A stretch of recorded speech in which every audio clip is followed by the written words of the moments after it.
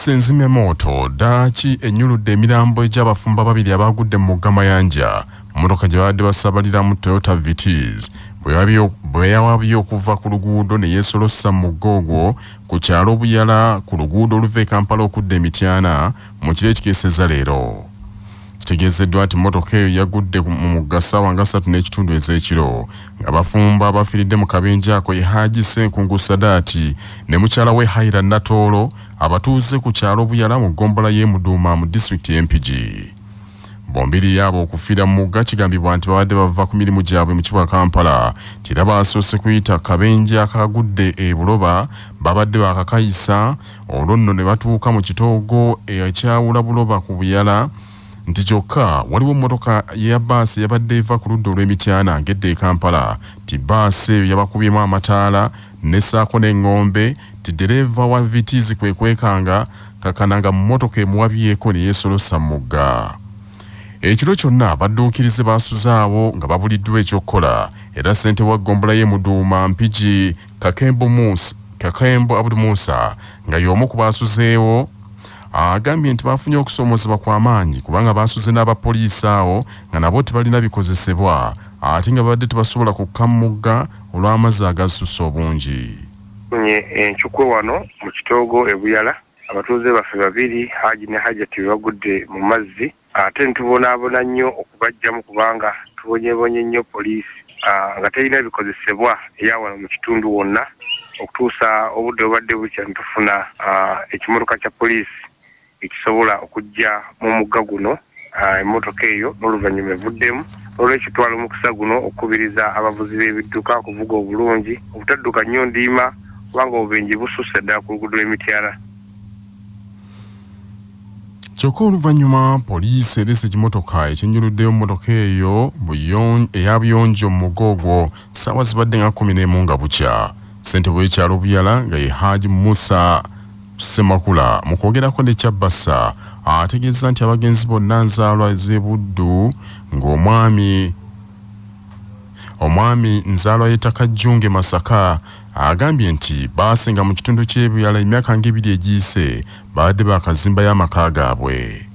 Okunyala kwa amaanyi olw'okufiirwa abantu bafaamu abadde bahajja ku kyalo kyaffe nga bafunye amaka gaabwe era nga batuuze balungi nga tuli mu mwezi ogw'Swawumu walunye bannaffe kitala ddala era ekyalo kyaffe kiyongobedde tuli mu ntiisa y'amaanyi ffe ate ne tuddako n'abaana abaafudde wali eri ku foresti saba Allah yasinga omunayo yenna.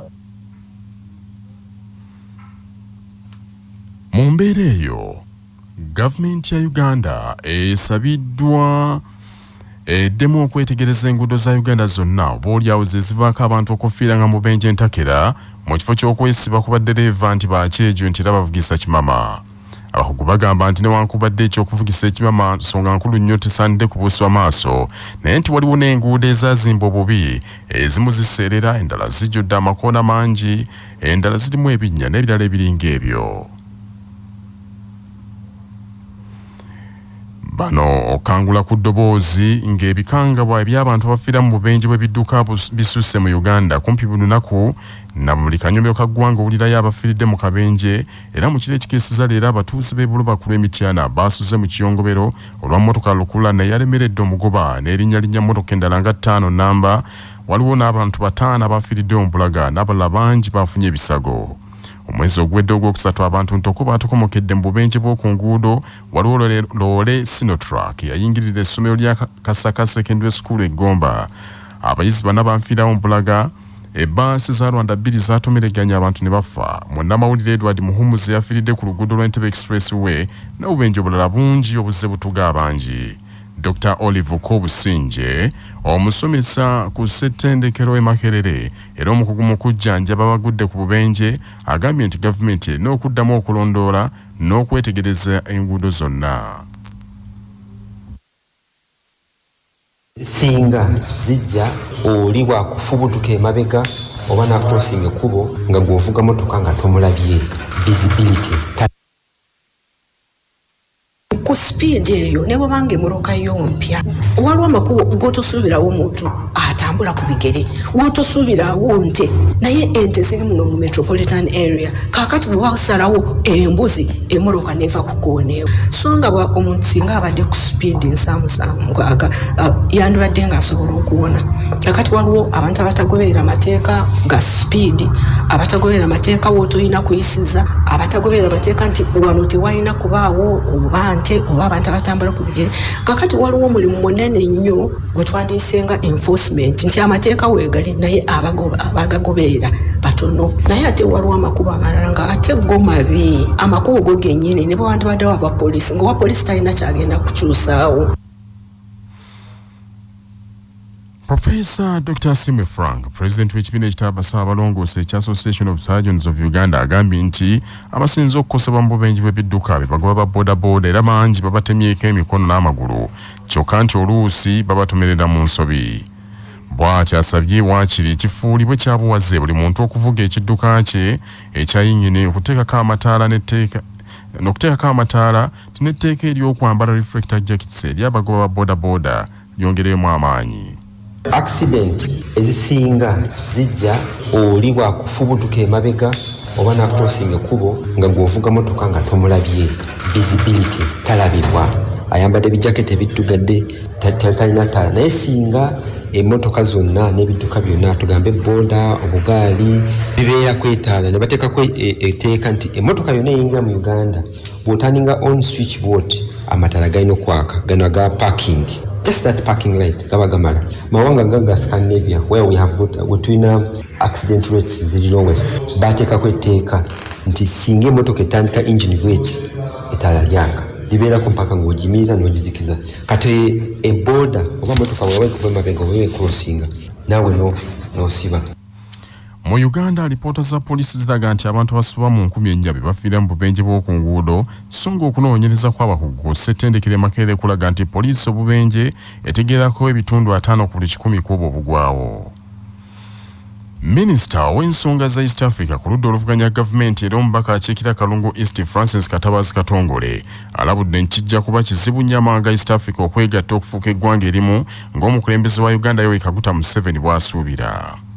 Katabazi Katongole agambye nti okujjako nga Uganda ezzeeyo ku nfuga egoberera ssemateeka etambulira ku bukulembeze obuliko ekkomo ku bisanja n'okuwa amateeka ekitiibwa watali ekyo ebyokwegatta bifuuyibwe mu ng'ombe. Tulina okutereeza political software ne tuba nti tufaanagana ebikolebwa mu Uganda nga bifaanaganamu nga n'ebye Kenya nga bifaanaganamu nga n'ebye Tanzania okubeera nga tulina omuntu omu myaka egyo gyonna ekyo nno kikyalibadde kizibu naye nga yakyusa constitution emirundi egisoba mu gumu bagikyusa lwa muntu omu kiba kinafuya obwegasse obwo nti wano munnaye okwegatta naffe olina okuba nga tufaanagana mu bino ekyo kitulemesezza ebintu bingi ne bw'otunuulira kati ababaka abalondebwa eyala bonna bakibiina kimu so nga ate bagamba nti twalibadde nga buli okusinziira ku parliament bwefaanana era ye representation eyalibadde mu eyala ne kati abagenda bonna b'NRM siraddagala era naye mubalanga ow'NRM kubanga ab'NRM be bamuyisaamu.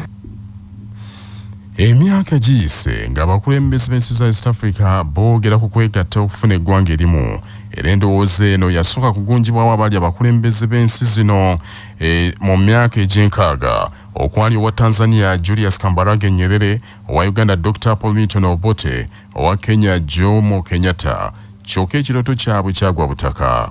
Abakulembeze ba East Africa abazze baddawo nabo babadde n'ekirooto kye kimu kino wabula ensi okuli Tanzania, Kenya ezirina ebisanja ku myaka gy'omukulembeze w'eggwanga. Abakulembeze b'ensi ezo bazze bamalako ebisanja byabwe ng'ekirooto kyabwe tekituukiridde. Omukulembeze wa Uganda Yoweri Kaguta Museveni akulembedde Uganda okuviira ddala mu mwaka 1986 enfunda eziwerako azaawulirwa ng'atakabanira okwegatta kwa East Africa. Francis Katongole Katabazi agambye nti n'obukwakulizo agamu ku mawanga geebusaawo naddala ku ntambula y'abantu ebyamaguzi obusuubuzi n'ebirala nabwo omuziziko munene nnyo mu kwegatta kwa East Africa. Manya obuvuna obuddo obw'eddembe lyo tonyigirizibwa eddembe lyo ery'obwebange. Eddembe lyakutuusibwako Sahara Muchuzi Mixi akanzaali akazitoya envaazo ne zifuna obuwoomi obusukkulumu. Saako Sahara tangawizi tea amajani agawa chai weddekende naye n'afuna obuwoomi obutagambika. Byakakasibwa UNBS nga biri mu maduuka gonna. Saako Shana Herbal Gentle Wash akuziyiza okufuna infections okukuuma ng'oli muyonjo. Amwetaaze musange mu supermarkets, pharmacies ne cosmetic shops zonna. Yakakasibwa ekitongole ekivunaanyizibwa ku mutindo gw'eddagala mu ggwanga. Musango okupangisa omuntu omulala mu kifo w'opangisa nga tosoose kufuna lukusa okuva wa landlord nga munnamateeka Judy Mbabaali bw'annyonnyola. Omupangisa yenna takkirizibwa kupangisa muntu mulala awo ye waali mu kupangisa kye bayita subletting nga nannyini kizimbe oba landlord tamukkiriza. Ayina okumusaba n'amuwa olukusa olwo mu mateeka lwe bayita consent. Landlord ayina okuwa consent gw'omupangisa okukkirizibwa okupangisa omulala awo we bakupangisa kye bayita subletting mu mateeka. Omwoleso mulindwa ogwa CBS Peosa Nsindikanja kegwengedde wetwogerera gubulako ennaku bbiri zokka gutandike mu lubiri lwa Beene Mengo era bannayuganda bongedde okungibwa obutaswa mukisa guno ogw'okwekulaakulanya. Omwoleso guno ogutandika ku Lwakusatu ng'ennaku z'omwezi 5 okutuukira ddala nga 11 omwezi guno ogwokuna gulimu ebyokwolesa ntoko, ebyobulimi n'obulunzi, ebyobusuubuzi, ebyamakolero okugattako emisomo mu bisaawe eby'enjawulo. Omubaka akiikirira lw'emiyaga mu lukiiko lw'eggwanga olukulu Theodore Sekikubo asinzidde wano ku Kyabassa n'akoola abeewaabwe Mawogola obutasubwa mwoleso guno beeyambise omukisa guno okwongera omutindo kw'ebyo bye bakola. Ate n'abantu abettanira enkulaakulana eyita mu kutereka n'okwewola n'okugaziya emirimu gye tukola. Mbakubiriza era mbakunga mwenna kuva mu Ssembabule district, amasaza agali mu Ssembabule mwenna, naddala essaza lyange ery'emiyaga ate ne Mawogola mwenna tubakunga mujje ku myoleso ogujja okubeera kuula amalungi mu lubiri okuva ng'ennaku z'omwezi 5 okutuusa ng'ennaku z'omwezi 11 omwezi ogwokuna. Tugenda kufuna okuyiga okw'amaanyi, tugenda kuba nga twegatta ne bannaffe n'okugaziya ennyingiza n'okumanya b'osobola okuteekamu. Omwoleso guno guvujjiriddwa ekitongole ekya NERA, IRA, URA, Simba Automotive, Central Bank, Peacock Paints, Pikipiki, Hoju, Gatako, Faith Agro Import, USSIA, CBS FM, BBS Telefine n'abalala bangi. Ekkanisa y'Abadiventi mu Uganda esazeewo okukwatagana ne bannamawulire okwanguwa okubunyisa amawulire ag'obulokozi n'ag'enkulaakulana. Mu 2027 ekkanisa ya Advent egenda kuweza emyaka 10 kasooka egunjibwawo mu Uganda, wabula wakyaliwo obwetaavu bw'amaanyi okumanyisa abantu emiramwa ekkanisa ya Advent kwetambulira. Ssaabalabirizi w'ekkanisa ya Advent mu Uganda, Pastor Dr. Moses Makandi Mukika, olunaku lw'eggulo yasinkanye bannamawulire aba Advent abatabibwa ekibiina ekya Adventist Media Association n'abakuutira okukozesa ebifo byabwe okubuulira enjiri. Ssaabalabirizi Maka yasinzidde ku kitebe ekikulu eky'ekkanisa y'Abadiventi Makerere n'ategeeza nti kimuluma nnyo okulaba nti Obwadiventi mu Uganda bukulira ku misinde gya kasoobo bw'ogeraageranya n'ensi ezituliraanye. How can we position our church? How can we showcase our church? We are not a sect. We are not a small thing down there. And so we need that to come out so that we come out of the closet and be counted. But one other thing I've wanted to ask you. Today I was at Natichireka, and at Chireka I looked around and I saw about 6-7 pastors seated in the church. And that happens every Sabbath. 7 pastors idle on a Sabbath day. Ssaabalabirizi Maka ndi Mukika era yeebazizza nnyo bannamawulire omulimu gwe bakoze mu nteekateeka ez'okumutuuza bw'ate n'asuubiza okubafunira ekifo ku kitebe ky'ekkanisa we banaateeka ofiisi zaabwe. amawulire g'ebyemizannyo mu mawulire gaffe aga Kyabassa Farmer gakutuusibwako Modern Tea, amajani agajjudde obuwoomi n'eddekende nga buli anywedde ku caayi waago asigala agatendereza. Modern Tea gali mu bika omuli aga vanilla, ntangawizi n'ekisubi era gasange mu maduuka ne supermarket zonna. Modern Tea, your best choice, nga bali wamu ne pikipiki TVS HLX CC 125 epakasa era gyeyune okuva mu Uvrage ebbanda.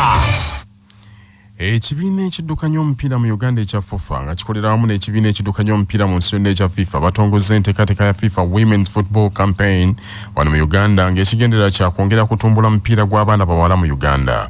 Enteekateeka eno etongozeddwa mu bitundu bya West Nile mu disitulikiti y'Eyumbe wabula yakubunyisibwa disitulikiti endala okuli Maracha ne Koboko ekomekkerezebwa ng'ennaku z'omwezi nnyo omwezi guno ogwokuna. Enteekateeka eno etongozeddwa omukungu wa FIFA omukugu mu mupiira gw'abakazi Violet Jubane. Enteekateeka ya FIFA eyo egitambuza mu nsi zonna zekulagana nazo era ng'egendereddwamu okwagazisa abaana abawala okuzannya omupiira okukola ennyo okutumbula obumu n'okusitula ebitone byabwe. Omwogezi wa FIFA Ahmed Hussein agambye nti abawala 360 bagenda okubangulwa mu nteekateeka eno. Ebyo nga biri biti empaka z'omuzannyo gwa rugby ziri ku mutendera gw'amasomero aga senior ezabudde rugby 15th secondary schools championship esookedde ddala mu bbendobendo ly'e Masaka zitandise. Empaka zino zeetabiddwamu amasomero 4 nga buli ssomero lyaleese ttiimu 2 ey'abawala n'abalenzi. Ttiimu y'abawala eya Kijjabwemi SS eyitibwa Kijjabwemi Lioness yekyale ebyaganaago mu luzannyo olwasoose olwa saketi eyabadde ku ssomero lya Masaka SS nga yakubye St Jude SS goolo oba obugoba 24 ku bwereere. Mu balenzi St Jude SJS yawangudde Kijjabwemi Lions obugoba 11 ku 3. Mu saketi ey'okubiri ey'oluzannyo olwabadde Kakos SS ttiimu y'abawala eya Kijjabwemi Lioness yawangudde Kako Panthers ku goolo ku bugoba 5 ku bwereere ate nga mu balenzi ttiimu ya Kijjabwemi Lions yakubye Kako Panthers obugoba 3 ku 8. Omuzannyo guno guteekeddwa ab'ekibiina ekitaba omuzannyo gwa rugby mu Buddu nga bakolera nga balungamizibwa Uganda National Rugby Union era omuwanguzi wakubuukawo n'ebirabo. Bannaffe ag'essaawa zino kangamalirize mu bufunze. Poliisi enzimyamoto ddaaki ennyuludde emirambo gy'abafumbo 2 abaagudde mu Gamayanja mmotoka gye baadde basabalira mu Toyota Vitis bwe yawabye okuva ku luguudo oluva e Kampala okudda e Mityana bwetyo ne yeesolossa mugga mu kiro ekikeesezza leero. Gavumenti esabiddwa eddemu okwetegereza enguudo za Uganda zonna oboolyawo ze zivaako abantu okufiira nga mu bubenje entakera mu kifo ky'okwesiba ku baddereeva nti bavugisa kimama. Ate minisita w'ensonga za East Africa ku ludda oluvuganya gavumenti era omubaka wa Kalungu East Francis Katabazi Katongole alabudde nkijja kuba kizibu nnyo amawanga East Africa okwegatta ofuuka eggwanga erimu ng'omukulembeze wa Uganda Yoweri Kaguta Museveni bw'akisabirira olw'emiziziko egikyali emingi. Ge mawulire enkyaleero temuva ku Kyabasa.